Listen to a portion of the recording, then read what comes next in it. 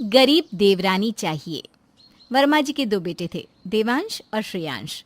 उनका खिलौने बनाने का अच्छा बड़ा कारोबार था। ईश्वर की कृपा से कारोबार अच्छा चल रहा था। रुपए पैसों की घर में कोई कमी नहीं थी। कुल मिलाकर साक्षात लक्ष्मी जी निवास कर रही थी घर में। एक दिन बाकी सब तो ठीक है, लेकिन अब मुझसे ये घर अकेले नहीं चलता। जैसे आपके साथ आपके बेटे आपकी जिम्मेदारी बांट रहा है, मैं अभी तो चाहती हूँ कि कोई आकर मेरे साथ भी जिम्मेदारियों में हाथ बटाए। पत्नी के बार बार जिद करने पर वर्मा जी बड़े बेटे श्रेयांश के लिए बात चलाते हैं। जल्दी ही शिल्पा के साथ श्रेयांश की शादी हो जाती है। शिल्पा के घर में आने के बाद मीनाक्षी बहुत खुश थी। उसे भी अपने सुख दुख और जिम्मेदारियों को बांटने वाला एक साथी मिल गया था। अरे वाह भगवान, तूने तो मेरी लॉटरी ही लगवा दी। इतना बड़ा आलीशान घर, गाड़ियाँ, गहने, यहाँ तो धन के भंडार भरे हुए हैं। मेरी तो किस्मत ही खुल गई। ससुराल आकर शिल्पा को ऐसा लग रहा था जैसे उसका कोई सपना सच हो गया हो।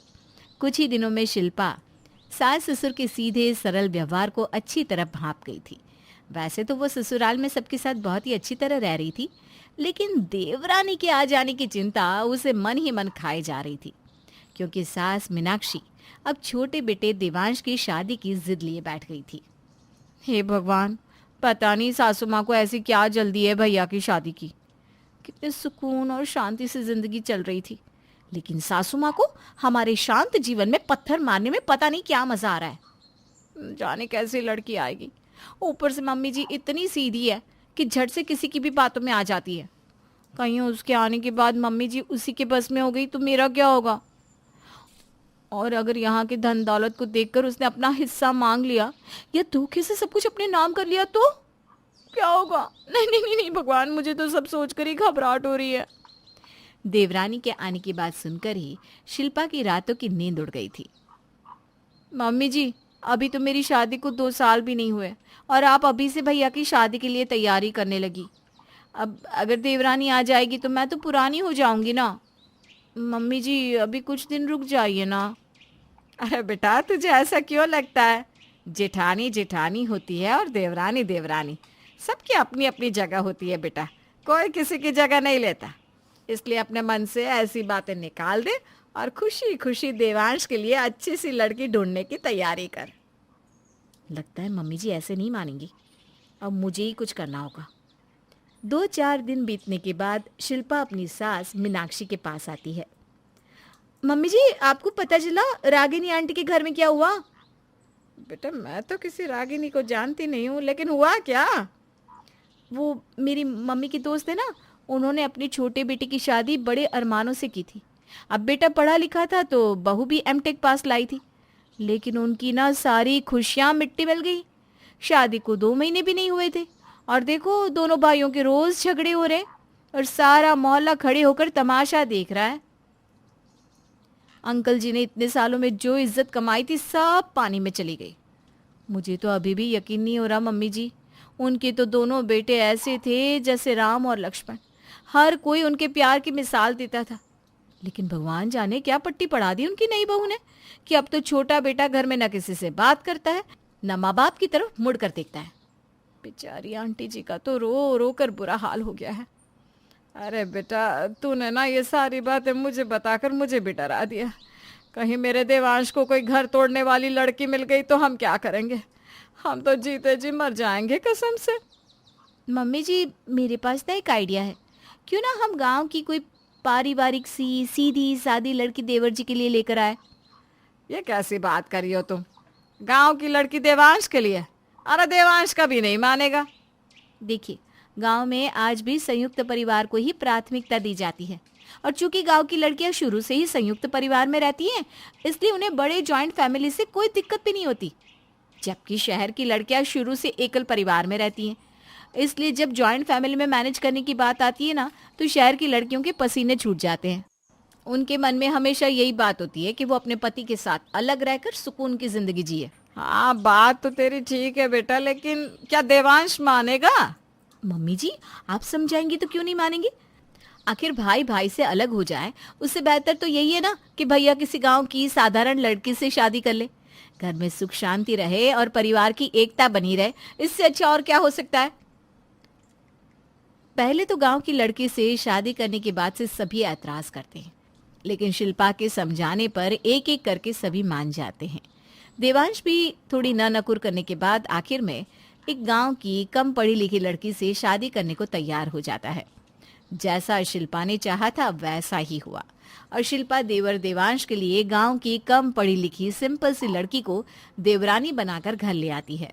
शादी के बाद शालू, देखो, मैं तुम्हें घर में सबकी पसंद नापसंद से वाकिफ करा देती हूँ। अब तुम छोटी बहू हो, घर की आधी जिम्मेदारियां अब से तुम्हारी। क्यों भाभी, किसको क्या पसंद है ये जानकर मैं क्या करूँगी? और आप ना मेरी जिठानी हो तो जिठानी बनकर रहो, सास बनने की कोशिश ना करो तो बेहतर है। और ये काम का बंटवारा करना आपका नहीं, सासू माँ का काम है। और आप मेरी सास नहीं हो जो मुझे काम करने के लिए ऑर्डर चलाओगी, इसलिए ऐसी गलती कभी भी भूल से भी मत करना। हम उन मूर्ख लड़कियों में से बिल्कुल नहीं है जो किसी को भी अपने सर पर सवार होने का मौका दे दे। अरे क्या उल्टी बात कर रही हो तुम? और तुम्हारे अंदर क्या सुरखाब के पर लगे हैं जो मैं तुम्हारे सर पर चढ़ने को मरी जा रही हूँ? मुझे मम्मी जी ने कहा था कि तुम्हें रसोई और बाकी की चीजें दिखा दो, बस इसीलिए तुम्हें से बता रही थी। खैर, अगर तुम्हें जरूरत नहीं है तो कोई बात नहीं, जैसा तुम्हारा मन करे वैसे रहो मेरी बला से। और हाँ, थोड़ी देर में रसोई में आ जाना, आज तुम्हारी पहली रसोई है। वैसे तो इतने बड़े लोग हैं, रुपया पैसा सब है इनके पास, लेकिन लगता है तमीज़ नहीं है। अरे हमारे गांव में तो ऐसा कभी ना हुआ कि दुल्हन के हाथों की मेहंदी भी ना छूटी हो और सासरे वालों ने हाथ में चमचा पकड़ा दिया हो। सासू माँ, ये क्या बात हुई? आज मेरा पहला ही दिन है यहाँ और जिठानी जी आज ही मुझे काम के लिए बोल रही हैं। अरे बेटा, तू गलत समझ रही है। तुझे कुछ नहीं करना, खाना पीना तो हम सास बहू मिलकर संभाल लेंगे। तुझे तो बस आकर शगुन करना है, ये एक रस्म है ना बेटा। सास के बताया अनुसार शालू रसोई घर में जाकर सारी रस्म करती है और उसके बाद अपने कमरे में पहुंच जाती है। हाय दैया, मुंह दिखाई में इतने सारे गहने और इतनी सारी खूबसूरत साड़ियां मिली है, सच में देखकर ही मन खुश हो गया। जब मुझे इतने गहने मिले हैं तो शिल्पा भाभी को तो पक्का मुझसे ज्यादा ही गहने चढ़ाए होंगे माँ जी ने, और पिछले 2 सालों में पता नहीं क्या क्या हड़प लिया होगा। शालू मन ही मन उधेड़-बुन में लगी थी कि तभी उसे पति देवांश और जिठानी की हंसी ठिठोली की आवाज सुनाई देती है। देवांश भैया, ऐसे नहीं जाने दूंगी आपको शालू के कमरे में। मैं तो डायमंड रिंग लूंगी, नहीं तो आज आपको यही हॉल में सोना पड़ेगा। अरे भाभी, थोड़ा तो रहम खाइए अपने छोटे से देवर पर। अच्छा, आपको गोल्ड रिंग दे देता हूँ, खुश? नहीं नहीं नहीं नहीं बच्चू, इतनी आसानी से भाभी तुम्हारा रास्ता नहीं छोड़ने वाली। और जितना मोल भाव करोगे ना उतना ही शगुन बढ़ता जाएगा। लगता है आज आप ऐसे नहीं मानोगी, आज तो जेब ढीली करनी ही पड़ेगी। अरे ये क्या बात हुई?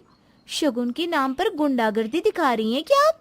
हमारे गांव में तो 21 रुपए लेकर भाभी रास्ता छोड़ देती है और एक आप एक सीधा अंगूठी मांग रही हैं। अरे शालू बेटा, ये तो खट्टी मीठी रस्म है और हर भाभी का अधिकार होता है, इसमें तुम्हारा बोलना ठीक नहीं है। वो देवर भाभी है, निपटने दो आपस में।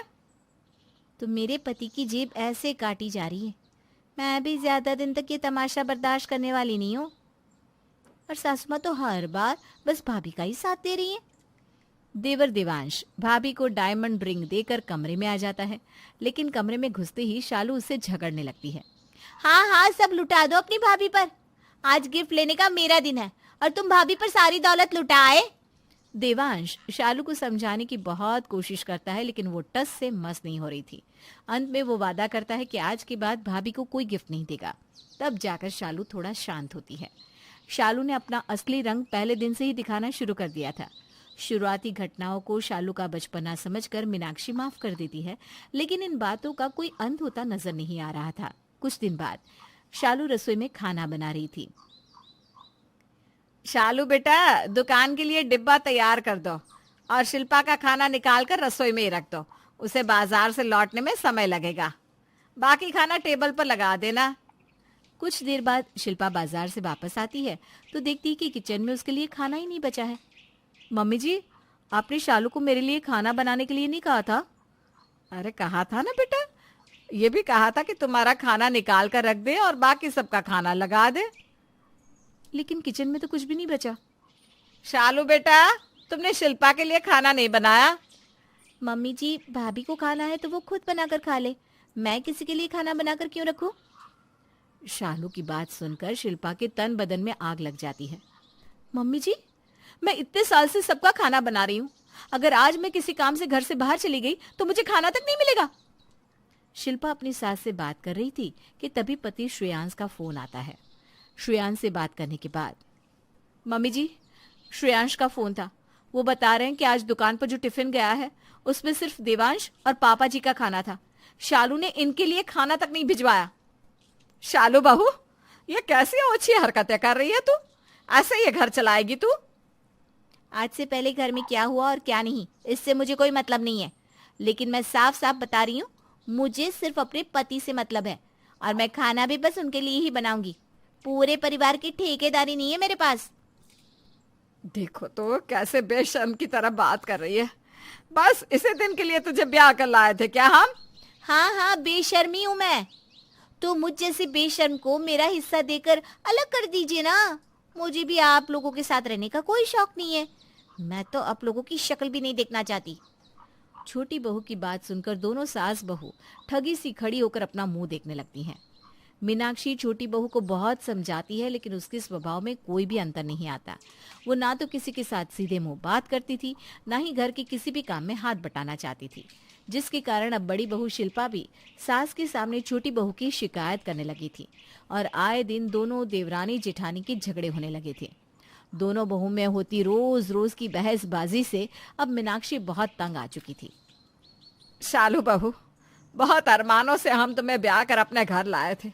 सोचा था तुम गांव से आई हो तो शायद परिवार को जोड़ कर रखोगी, लेकिन तुम तो शहर की लड़कियों से भी 4 हाथ आगे निकली।